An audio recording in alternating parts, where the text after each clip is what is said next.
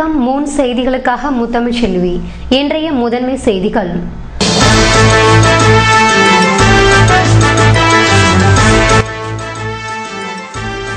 புதுவையில் ஹோலி பண்டிகை கொண்டாட்டம். உறவினர்கள் நண்பர்கள் உடலில் வர்ணம் பூசி இந்தி மொழி பேசும் வட மாநில மக்கள் உற்சாகம்.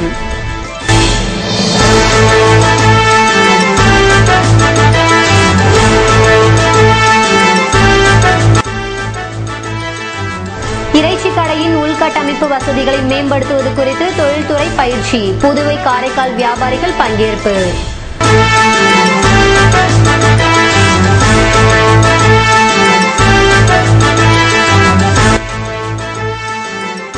பல் மருத்துவ தினத்தையொட்டி வாய் ஆரோக்கிய போட்டியில் வியாபாரிகள் திரளாக பங்கேற்பு. சிறப்பாக பல் துலக்கியவர்களுக்கு பரிசளிப்பு.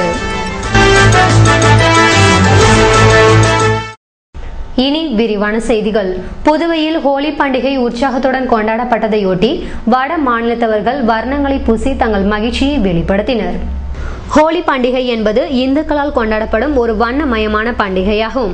பனி காலத்திற்கு விடையளித்து வெயில் காலத்திற்கு வரவேற்புரை வழங்கும் காலத்தில் கொண்டாடப்படுவதாகும். விவசாயிகள் அறுவடை முடித்து நிறைந்த மனதுடன் இதனை கொண்டாடுகின்றனர். இந்த பண்டிகை பங்குனி மாதம் பௌர்ணமி அன்று கொண்டாடப்படுகிறது. கிருஷ்ண பகவான் தன் குழந்தை பருவத்திலும் பால்ய பருவத்திலும் கோபியர்களுடன் விளையாடியதுதான் இந்த ஹோலி பண்டிகை.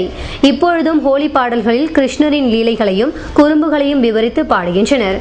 ஹோலி பண்டிகை என்பது வட மாநிலங்களில்தான் பிரசித்தி பெற்றது என்பதால் வட மாநில மக்கள் அதிகம் வசிக்கும் பகுதிகளில் இந்த பண்டிகை உற்சாகத்துடன் கொண்டாடப்படுகிறது. புதுவையிலும் இந்த ஹோலி பண்டிகை 2 தினங்களாக உற்சாகத்துடன் கொண்டாடப்பட்டது. இதனையொட்டி வட மாநிலங்களை சேர்ந்த இளைஞர்கள் மற்றும் சின்ன சிறுசுகள் தங்களுக்கு பிடித்த மாணவர்களின் முகங்களில் வர்ணம் பூசியும் வண்ண பொடிகளை கொண்டு கலக்கிய தண்ணீரை பீச்சி அடித்தும் தங்கள் மகிழ்ச்சியை வெளிப்படுத்தி கொண்டாடினர். இதனால் வட மாநில மக்கள் அதிகம் வசிக்கும் கொசக்கடை, பாரதி வீதி போன்ற பகுதிகளில் இளைஞர்கள் சிறுவர்கள் வண்ண வண்ண தண்ணீரால் நனைந்தபடி வீதிகளில் வலம் வந்தனர். இறைச்சி கடையில் உள்கட்டமைப்பு வசதிகளை மேம்படுத்துவது தொடர்பாக நடைபெற்ற கருத்தரங்கில் வியாபாரிகள் கலந்து கொண்டனர். புதுவை அரசு தொழிற்சாலைகளை ஊக்குவிக்கும் பொருட்டு பல்வேறு திட்டங்களை செயல்படுத்தி வருகிறது. அதன் தொடர்ச்சியாக உணவு பதப்படுத்தும் தொழிற்சாலைகள் அமைச்சகத்தின் கீழ் தேசிய உணவு பதப்படுத்தும் திட்டம் கடந்த 2012-13 அறிமுகப்படுத்தப்பட்டது. இந்த திட்டம் புதுச்சேரியில் தொழில் மற்றும் வணிகத்துறையின் மூலம் செயல்படுத்தப்பட்டு வருகிறது. இத்திட்டத்தின் இறைச்சி கடையின் உள்கட்டமைப்பு வசதிகளை மேம்படுத்தவும் நவீனப்படுத்தவும் ரூபாய் 5 லட்சம் வரை மானியம் வழங்கப்படுகிறது. இத்திட்டத்தின் கீழ் அரசு துறைகள், அரசு நிதி உதவி பெறும் நிறுவனங்கள், அரசு சார்பற்ற நிறுவனங்கள், கூட்டுறவு நிறுவனங்கள், சுய உதவிக்குழுக்கள், தனியார் நிறுவனங்கள், தனிநபர்கள் ஆகியோர் நிதி உதவி பெற தகுதி உள்ளவராவர். இறைச்சி கடையின் உள்கட்டமைப்பு வசதிகளை மேம்படுத்துவது சம்பந்தமான விழிப்புணர்வு முகாம் புதுச்சேரி தொழில் மற்றும் வணிகத்துறை சார்பில் தட்டாஞ்சாவடியில் உள்ள மாவட்ட தொழில் மைய பயிற்சி கூடத்தில் நடைபெற்றது. உலக பல் மருத்துவ தினத்தை முன்னிட்டு நடத்தப்பட்ட முகாமில் சிறப்பாக பல் துலக்கியவர்களுக்கு பரிசுகள் வழங்கப்பட்டது. இந்திரா காந்தி பல் மருத்துவமனை மற்றும் இந்திய பல் மருத்துவ கழகம் இணைந்து இன்று உலக பல் மருத்துவ தினத்தை முன்னிட்டு பல்வேறு விழிப்புணர்வு நிகழ்ச்சிகளை நடத்தினர். முகாமில் பொதுமக்கள் மற்றும் வியாபாரிகளுக்கு இலவச பல் பரிசோதனை மற்றும் விழிப்புணர்வு வழங்கப்பட்டது. வியாபாரிகளுக்கு வாய் ஆரோக்கிய போட்டி நான் என் வாய் ஆரோக்கியத்தை மதிக்கிறேன் என்ற தலைப்பில் நடைபெற்றது. இதில் சிறந்த வாய் மதிப்பாளர்களுக்கு சான்றிதழும் பரிசும் அளிக்கப்பட்டது. பொதுமக்களுக்கு சிறந்த முறையில் பல் துலக்குவோருக்கு போட்டி நடைபெற்றது. இப்போட்டியில் சிறந்த பல் துலக்குவோர் சான்றிதழும் பரிசும் அளிக்கப்பட்டது. இந்நிகழ்ச்சியில் 1000க்கும் மேற்பட்ட பொதுமக்களும் வியாபாரிகளும் கலந்து கொண்டு பயன்பெற்றனர். ஆசிரியர்கள் சீனியாரிட்டி வழக்கில் சென்னை உயர்நீதிமன்றத்தின் தீர்ப்பை எதிர்த்து உச்சநீதிமன்றத்தில் மேல்முறையீடு செய்யவிருப்பதாக பயிற்சி பெற்ற பட்டதாரி ஆசிரியர் சங்க கௌரவ தலைவர் செல்வகுமார் தெரிவித்துள்ளார். புதுவையில் செய்தியாளர்களை சந்தித்த அவர், பட்டதாரி ஆசிரியர்கள் 721 பேருக்கு எதிராக சீனியாரிட்டி வழக்கில் உயர்நீதிமன்றம் தீர்ப்பளித்துள்ளது என்றும், ஆசிரியர்களின் முக்கிய ஆதாரங்களாக சென்னை மத்திய நிர்வாக தீர்ப்பாயத்தில் அளித்துள்ள மிக முக்கிய ஆவணங்களை பரிசீலனை செய்யாமல் தீர்ப்பளிக்கப்பட்டுள்ளதாக தெரிவித்தார். உயர்நீதிமன்றத்தில் முந்தைய உத்தரவை மறுசீராய்வு செய்ய வேண்டியவர்கள் தவறுதலாக அரசு மனுவை மேல்முறையீட்டு மனு போல கருதி உத்தரவிட்டுள்ளதாக தெரிவித்த செல்வகுமார், ஆசிரியர்கள் சீனியாரிட்டி வழக்கில் சென்னை உயர்நீதிமன்றத்தின் தீர்ப்பை எதிர்த்து உச்சநீதிமன்றத்தில் மேல்முறையீடு செய்யவிருப்பதாக கூறியுள்ளார். புதுவை அருகே உள்ள மணவெளியில் வீட்டின் ஓட்டை பிரித்து 35 பவுண்ட் நகையை கொள்ளையடித்தவர்களை போலீசார் தேடி வருகின்றனர். வில்லியனூர் அருகே உள்ள மணவெளி தண்டுக்காரன் வீதியில் வசித்து வருபவர் கருணாகரன். கட்டிட கான்ட்ராக்டரான இவர் தனது குடும்பத்தினுடன் வெளியில் சென்றிருந்த போது வீட்டின் ஓட்டை பிரித்து உள்ளே சென்ற கொள்ளையர்கள் பீரோவில் இருந்த 35 பவுன் வளையல், செயின், பிரேஸ்லெட் மற்றும் 1/2 கிலோ வெள்ளி பொருட்களை திருடி சென்றுள்ளனர். வெளியில் சென்றுவிட்டு வீடு திரும்பிய கருணாகரன் வீட்டில் இருந்த நகை மற்றும் வெள்ளி பொருட்கள் திருடு போயிருப்பதை கண்டு அதிர்ச்சி அடைந்து கதறினார். இதுகுறித்து போலீசில் புகார் செய்ய போலீசார் திருடு போன வீட்டில் பதிவான தடயங்களை பதிவு செய்தனர். இச்சம்பவத்தில் ஈடுபட்ட கொள்ளையர்களை தேடி வருகின்றனர்.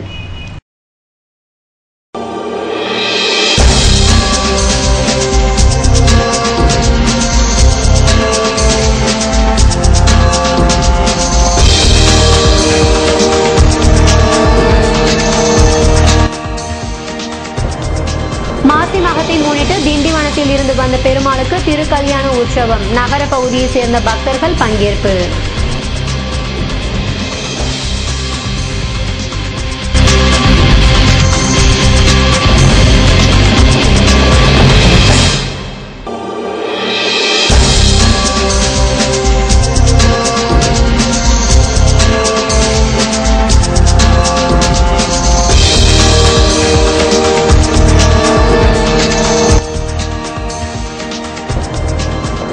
கிருமாம்பாக்கத்தில் விழிப்புணர்வு முகாம். ஊனத்தை ஆரம்பத்தில் கண்டறிந்து தடுப்பது குறித்து பொதுமக்களுக்கு மருத்துவர்கள் விளக்கம்.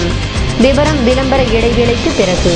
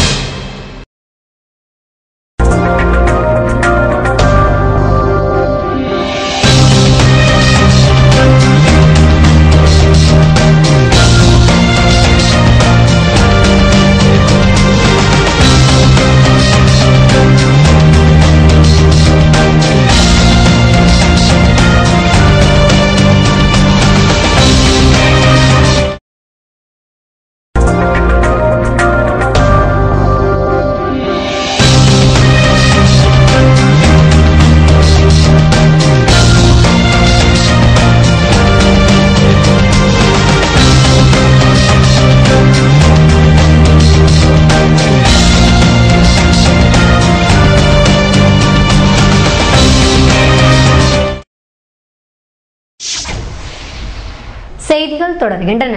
காரிதாஸ் நிறுவனத்தின் 10 வருட சுனாமி நினைவையொட்டி வெளியிட்ட நூல் வெளியீட்டு விழாவில் பலர் கலந்து கொண்டனர். காரிதாஸ் இந்தியா மற்றும் அதனோடு இணைந்து செயல்பட்ட சர்வதேச மற்றும் தேசிய சேவை நிறுவனங்களின் 10 வருட சுனாமி நினைவை முன்னிட்டு கடந்த 2004 டிசம்பர் 26 முதல் தற்போது வரை செய்த அனைத்து செயல்பாடுகளையும் ஆய்வறிக்கையாக சமர்ப்பிக்க சுனாமி டிசென்ஷியல் ரிமெம்பரன்ஸ் என்ற கருத்தரங்கை வெள்ளிக்கிழமை புதுவையில் உள்ள புனித அந்தோனியார் மஹாலில் நடத்தியது. இந்நிகழ்வில் பேட்ரிக் டிசாசோ வரவேற்புரை வழங்கினார். பால் மூஞ்சலே த ஜேர்னி டிராவல்ஸ்ட் என்ற தலைப்பில் உரையாடினார். கர்தினால் இந்நிகழ்வின் துவக்க உரையாற்ற பேராயர் லூமென் மொயின்ட்ரா தலைமை உரையாற்றினார். முதலமைச்சர் ரங்கசாமி இந்நிகழ்வில் கலந்து கொண்டு சிறப்புரையாற்றினார். பேராயர் Anthony Anandarayar weaving hopes after disaster என்ற நூலை வெளியிட்டு வாழ்த்துரை வழங்கினார். பேராயர் George Antonysamy building resilient communities என்ற நூலை வெளியிட்டு வாழ்த்துரை வழங்கினார். ஆயர் தேவதாஸ் இலுமினேட்டிங் லைவ்ஸ் என்ற நூலை வெளியிட்டு வாழ்த்துரை வழங்கினார். பீட்டர் சேடல் டோனி காஸ்டிமெல் வாழ்த்துரை வழங்க ஆல்பர்ட் தம்பிதுரை நன்றி உரை வழங்கினார். புதுவையில் நடந்த மாசிமக விழாவில் பங்கேற்று மயிலம் திரும்பிய முருகனுக்கு சிறப்பு பூஜைகள் நடத்தப்பட்டன. நேற்று நடந்த மாசிமகம் திருவிழாவில் கலந்து கொண்ட மயிலம் முருகன் சுவாமிகளின் தேர் இன்று மிஷன் வீதியில் உள்ள மயிலம் பாளைய சுவாமிகள் படத்தில் இன்று நித்தியப்படி அபிஷேகம் நடந்தது. இதில் ஏராளமான பக்தர்கள் கலந்து கொண்டு சுவாமி தரிசனம் செய்தனர். இன்று இரவு சுவாமி வீதி உலாவும், நாளை ஊஞ்சல் உற்சவமும், ஞாயிற்றுக்கிழமை இரவு சுவாமி மயிலம் புறப்பாடும் நடைபெறுகிறது.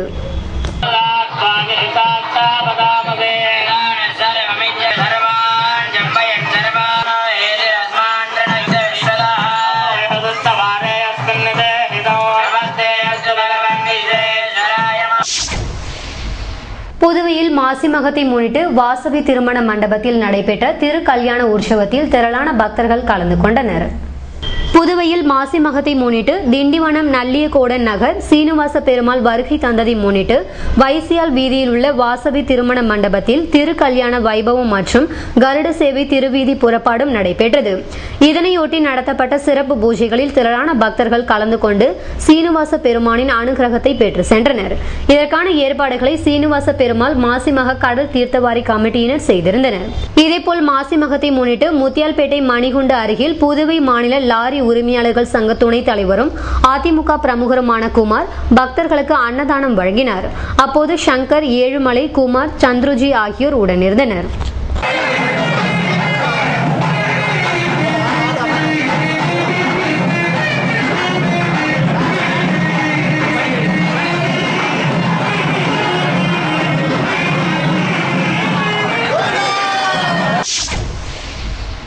கிருமாம்பாக்கத்தில் நடைபெற்ற முகாமில் ஊனத்தை ஆரம்ப காலத்தில் கண்டறிவது குறித்து விளக்கம் அளிக்கப்பட்டது. புதுவை அரசு சமூக நலத்துறை மூலம் ஊனத்தை ஆரம்பத்தில் கண்டறிந்து தடுப்பது என்ற தலைப்பில் விழிப்புணர்வு முகாம் கிருமாம்பாக்கம் கமலா முருகையன் திருமண மண்டபத்தில் நடைபெற்றது. இவ்விழிப்புணர்வு முகாமில் ஊனத்தினை ஆரம்பத்தில் கண்டறிந்து தடுப்பது பற்றி புதுவை அரசு மருத்துவமனை மருத்துவர்கள் கலந்து கொண்டு விளக்கங்களையும் ஆலோசனைகளையும் வழங்கினர். இதில் அங்கன் ஊழியர்கள், கருவுற்ற பெண்கள், பாலூட்டும் தாய்மார்கள், மகளிர் சுய உதவி குழுக்கள் மற்றும் வளர் இளம் பெண்கள் கலந்து கொண்டு பயனடைந்தனர். இவ்விழாவை நலத்துறை அமைச்சர் ராஜவேலு துவக்கி வைத்து சிறப்புரையாற்றினார். நலத்துறை செயலர் பாபு, சமூக நலத்துறை இயக்குனர் குணசேகரன் மற்றும் துணை இயக்குனர் வாணி, உதவி இயக்குனர் ரத்னா மற்றும் துறை அலுவலர்கள் விழாவில் பங்கேற்றனர். அரியாங்குப்பத்தில் வீட்டை உடைத்து நகை மற்றும் பணத்தை கொள்ளையடித்த சம்பவம் இல்லத்தரசிகளிடையே பீதியை ஏற்படுத்தியுள்ளது. புதுவை அரியாங்குப்பம் டோல்கேட் முத்துலட்சுமி நகரை சேர்ந்தவர் வசந்த், தனியார் நிறுவன ஊழியர். இவரது மனைவி ஜிக்மரில் செவிலியராக பணிபுரிந்து வருகிறார். பிரசவத்துக்காக தனது பெற்றோர் வீட்டுக்கு சென்றிருந்த நிலையில் வசந்த் நேற்று காலை வீட்டின் கதவை பூட்டிவிட்டு வேலைக்கு சென்றுள்ளார். மதியம் சாப்பிட வந்தபோது வீட்டின் முன்பக்க கதவு உடைக்கப்பட்டிருப்பது கண்டு அதிர்ச்சி அடைந்துள்ளார். உள்ளே சென்று பார்த்தபோது பீரோவில் இருந்த பணம் மற்றும் நகை கொள்ளை போனது தெரிய வந்தது. இதுகுறித்து அரியாங்குப்பம் போலீசுக்கு தகவல் தெரிவிக்கப்பட்டது. இன்ஸ்பெக்டர் பழனிவேலு, சப் இன்ஸ்பெக்டர் பிரபு மற்றும் போலீசார் சம்பவ இடத்தில் விசாரணை மேற்கொண்டனர். கைரேகை நிபுணர் வரவழைக்கப்பட்டு தடயங்கள் சேகரிக்கப்பட்டது. ஆள் நடமாட்டம் இல்லாத பகுதியை நோட்டமிட்ட கொள்ளையர்கள் இந்த துணிகர கொள்ளையில் ஈடுபட்டுள்ளனர். முதல் கட்ட விசாரணையில் 10 பவுன் நகைகள் மற்றும் ரூபாய் 15,000 பணம் கொள்ளை போயிருக்கலாம் என தெரிகிறது. இது பற்றி போலீசாரிடம் கேட்டபோது சம்பவம் குறித்து புகார் ஏதும் வரவில்லை என தெரிவித்தனர். இருப்பினும் போலீசார் விசாரணை நடத்தி வருகின்றனர்.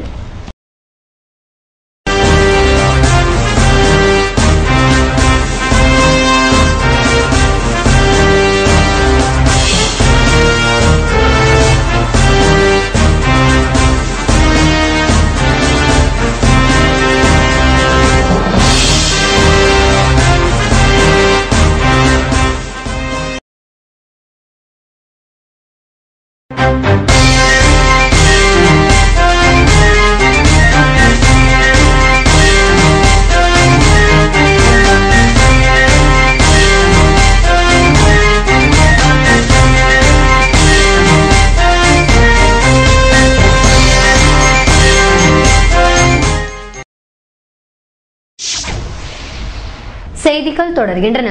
சர்வதேச மகளிர் தின விழாவை கொண்டாடுவது தொடர்பாக குறிப்பேட்டை அமைச்சர் ராஜவேலு வெளியிட்டார். புதுச்சேரி மாநில மகளிர் வள மையம் மற்றும் இதயா மகளிர் கலை மற்றும் அறிவியல் கல்லூரி இணைந்து சர்வதேச மகளிர் தினத்தை முன்னிட்டு சர்வதேச மகளிர் தினத்தை கொண்டாடுவதற்கான காரணம் மற்றும் அதை எப்படி கொண்டாட வேண்டும் என்பன குறித்து குறிப்பீடு வெளியீட்டு விழா இதயா கல்லூரி கலையரங்கத்தில் நடைபெற்றது. இவ்விழாவில் சமூக நலத்துறை அமைச்சர் ராஜவேலு சர்வதேச மகளிர் தினம் உருவான வரலாற்று பின்னணி, அதை கொண்டாடுவதற்கான காரணம், அதை எப்படி கொண்டாட வேண்டும் மற்றும் பெண் சாதனையாளர்கள் குறிப்புகள் அடங்கிய சர்வதேச மகளிர் தினத்தை கொண்டாட தயாராகுங்கள் என்னும் தலைப்பில் ஆன குறிப்பீட்டை வெளியிட்டு சிறப்புரையாற்றினார். இவ்விழாவிற்கு மகளிர் மற்றும் மாற்றுத்திறனாளிகள் மேம்பாட்டுக் கழக தலைவர் பாண்டியன் தலைமை தாங்கினார். சட்டமன்ற உறுப்பினரும் பாசிக் தலைவருமான அசோக் ஆனந்த் விழாவை தொடங்கி வைத்தார்.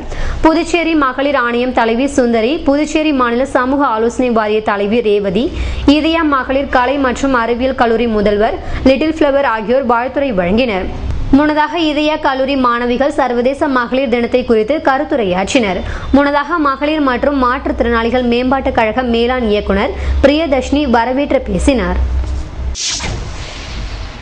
புதுவையில் சிறுமிகள் பாலியல் பலாத்காரம் செய்யப்பட்ட வழக்கில் தலைமறைவாக உள்ள போலீசாரின் புகைப்படங்களை சிபிசிஐடி போலீசார் வெளியிட்ட நிலையில் அண்டை மாநிலங்களில் போஸ்டர்களை ஒட்ட நடவடிக்கை எடுத்து வருகின்றனர். புதுவையில் பரபரப்பை ஏற்படுத்திய சிறுமிகள் பலாத்காரம் செய்யப்பட்ட வழக்கில் 8 போலீசார் அடையாளம் காட்டப்பட்டனர். தற்போது இதில் 4 பேர் நீதிமன்றத்தில் சரணடைந்துள்ள நிலையில் மீதமுள்ளவர்கள் இன்னமும் தலைமறைவாகவே உள்ளனர். சென்னை உயர்நீதிமன்றத்தில் முன்ஜாமீன் மனுக்கள் தள்ளுபடி செய்யப்பட்டுள்ள நிலையில் உச்சநீதிமன்றத்தில் ஜாமீன் பெற அவர்கள் முயற்சிகள் மேற்கொண்டுள்ளனர். இந்நிலையில் இவ்வழக்கை விசாரித்து வரும் சிபிசிஐடி காவல்துறை திங்கட்கிழமைக்குள் குற்றவாளிகள் சரணடையாவிட்டால் அவர்களின் புகைப்படங்கள் பத்திரிகைகள் மற்றும் போஸ்டர்களாக அச்சடித்து வெளியிடப்படும் என எச்சரித்தது. ஆனால் ஒருவரை தவிர வேறு எவரும் சரணடைய முன்வரவில்லை. இதனால் அவர்களின் புகைப்படங்களை சிபிசிஐடி போலீசார் கடந்த செவ்வாய்க்கிழமையன்று வெளியிட்டனர். மேலும் குற்றவாளிகள் குறித்து தகவல் தெரிவிப்போருக்கு தக்க சன்மானம் வழங்கப்படும் என்றும் தெரிவித்துள்ளனர். இருப்பினும் தலைமறைவாகவே உள்ள குற்றவாளிகளை போலீசார் தேடி வருகின்றனர். அண்டை மாநிலங்களில் உள்ள ரயில் மற்றும் பஸ் நிலையங்கள் உள்ளிட்ட மக்கள் கூடும் பகுதிகளில் தலைமறைவான டிஸ்மிஸ் போலீசாரின் படங்கள் கொண்ட போஸ்டர்களை ஒட்ட காவல்துறையினர் நடவடிக்கை எடுத்து வருகின்றனர். சிறுமிகள் பாலியல் வழக்கில் டிஸ்மிஸ் போலீசார் மீது போலீசாரை நடவடிக்கை எடுத்து வரும் சம்பவம் காவல்துறையில் பெரும் பரபரப்பை ஏற்படுத்தி இருக்கிறது. உலக கண் அழுத்த நோய் வாரத்தை முன்னிட்டு தொடர் ஓட்டப்பந்தயத்தை நடத்த ஜிப்மர் மற்றும் அரவிந்த் கண் மருத்துவமனை ஏற்பாடு செய்துள்ளனர். உலக கண்ணீர் அழுத்த நோய் மருத்துவர்கள் சங்கம் மற்றும் உலக கண்ணீர் அழுத்த நோயாளிகள் சங்கம் ஆகியவற்றின் கூட்டு முயற்சியால் ஒவ்வொரு ஆண்டிலும் உலகெங்கும் மார்ச் மாதத்தில் 2வது வாரத்தை உலக கண்ணீர் அழுத்த நோய் வாரமாக அனுசரிக்க ஏற்பாடு செய்யப்பட்டுள்ளது. 5வது முறையாக உலக கண்ணீர் அழுத்த நோய் வாரம் இந்த ஆண்டு மார்ச் 8ஆம் தேதியிலிருந்து 14ஆம் தேதி வரை அனுசரிக்கப்படுகிறது. உலக அளவில் பார்வை இழப்பிற்கு 2வது முக்கிய காரணமான இந்த கண்ணீர் அழுத்த நோய் பற்றிய விழிப்புணர்வு ஏற்படுத்துவதே இந்த வாரத்தின் குறிக்கோளாகும். கண்ணீர் அழுத்த நோய் பற்றிய விழிப்புணர்வை ஏற்படுத்த அரவிந்த் கண் மருத்துவமனை மற்றும் ஜிப்மர் நடத்தும் இந்த தொடர் ஓட்டப்பந்தயத்தை புதுவை மாநில மாவட்ட ஆட்சியாளர் சுந்தர வடிவேலு ஆரம்பித்து வைக்கிறார். போட்டியில் பங்கு பெற்று வெற்றியடையும் வீரர்களுக்கு புதுவை அலையன்ஸ் பிரான்சிஸ் இயக்குனர் ஆலிவர் லிட்வின், தலைவர் லலித் வர்மா, புதுவை ரோட்டரி எலைட் சங்கத்தின் தலைவர் ஏகநாதன், செயலாளர் மதிவாணன் மற்றும் சண்முகா சில்க்ஸின் தலைவர் கூகன் ஆகியோர்களால் பரிசுகள் வழங்கப்படுகிறது.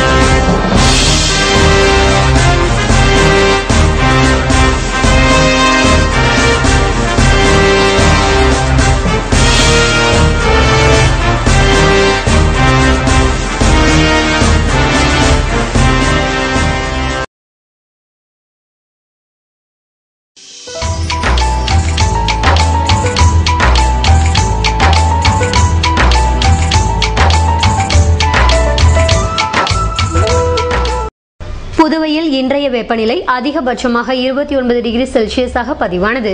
நாளைய வானிலை 30 டிகிரி செல்சியஸாக காணப்படுவதுடன் இரவில் குளிருக்கு வாய்ப்பிருப்பதாக வானிலை மையம் தெரிவித்துள்ளது. புதுவை கடற்கரையில் இருந்து சுமார் 50 கிலோமீட்டர் தூரம் வரை இன்று 3 அடியாக காணப்பட்ட கடல் அலை உயரம் நாளை 2 அடியாக காணப்படும் என்றும் தென்மேற்கு திசையிலிருந்து 21 கிலோமீட்டர் வேகத்தில் காற்று வீசும் என்று சென்னை வானிலை மையம் தெரிவித்துள்ளது.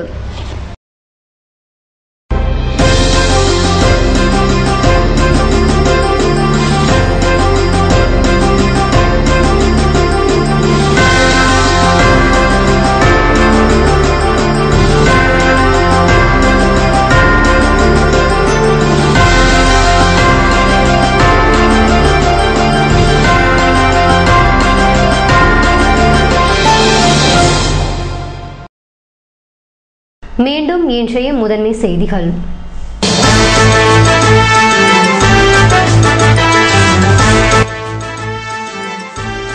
புதுவையில் ஹோலி பண்டிகை கொண்டாட்டம். உறவினர்கள் நண்பர்கள் உடலில் வர்ணம் பூசி இந்தி மொழி பேசும் வட மாநில மக்கள் உற்சாகம்.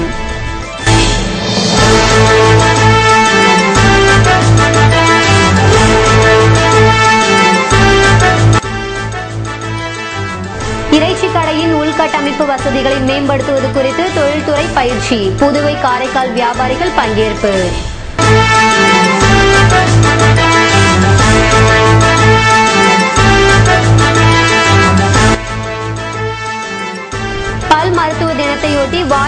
ஓவிய போட்டியில் வியாபாரிகள் திரளாக பங்கேற்பு, சிறப்பாக பல் துலக்கியவர்களுக்கு பரிசளிப்பு. இத்துடன் செய்திகள் நிறைவடைந்தன. வணக்கம்.